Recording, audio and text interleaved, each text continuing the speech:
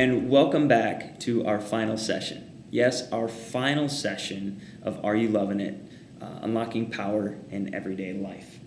It's hard to believe we're here, but hopefully you've been challenged and are discovering God's power in your own life through a relationship with Him and relationships with the people around you. In today's session, we are going to learn about honesty. We're going to learn about honesty. Honesty in the sense of revealing who you really are. And if you're like me, that can be a little bit scary because sometimes you're not quite sure or can be intimidated by how people will actually respond to the real you.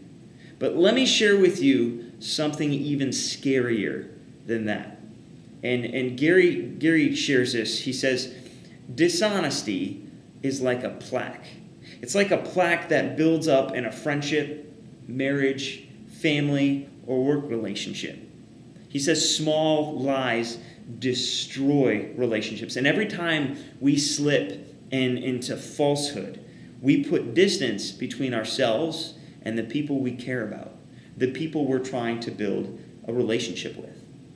Have you found that to be true in your own experience? That each time you are dishonest with somebody, it's like putting up a fence.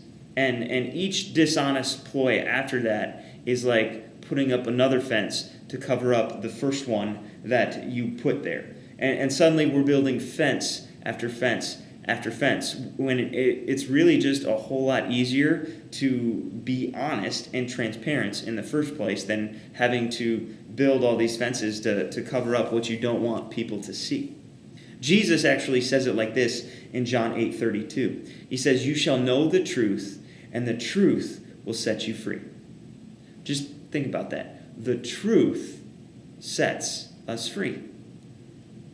It's only when we fail to walk in truth that we find ourselves captive. So I guess the question is, how do we walk in truth? How do we become people of integrity from the inside out? Well, Gary again shares with us a few pieces of advice from his book, Love as a Way of Life. And if you haven't read it yet, if you don't have a copy, I don't get paid for saying this or anything, but I really think it's worth the investment. It's a great book, just a lot of keys for having and developing healthy relationships with people. But first off, Gary says if we want to be people of honesty, if we want to be people of integrity, we have to be open about our weaknesses. In other words, integrity means being who we really are, not being who we want people to see. Because let's face it, as much as we'd like to, each of us, we don't have it all together. So why not just let other people in on the secret instead of trying to keep up, with the lie that we do have it all together? Learn to ask for help. Secondly, Gary says, recognize the importance of truth. Recognize the importance of truth. He says here, the person of integrity recognizes that his or her behavior, it always has an impact on the people around them. If we do something loving, it's going to have a positive impact. If we do something unloving or dishonest, it's going to have a negative impact.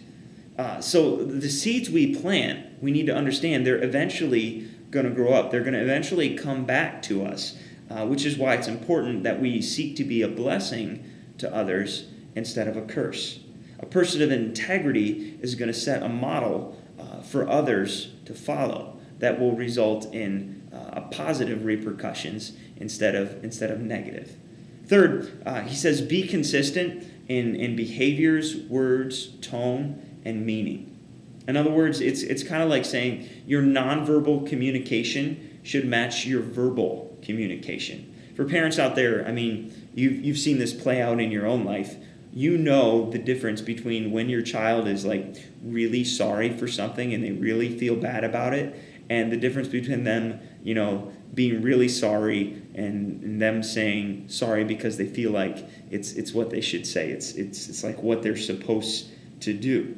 It's important that when we communicate with people, they know we are sincere and authentic. And a good way to do that is to pay attention to the words we speak and the tone that we say them, with the behavior that follows and the meaning that we're conveying it with.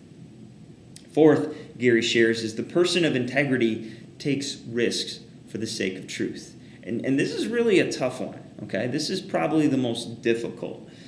When the person of integrity sees someone or something that is not truth, they don't just dismiss it or pretend like it's not there.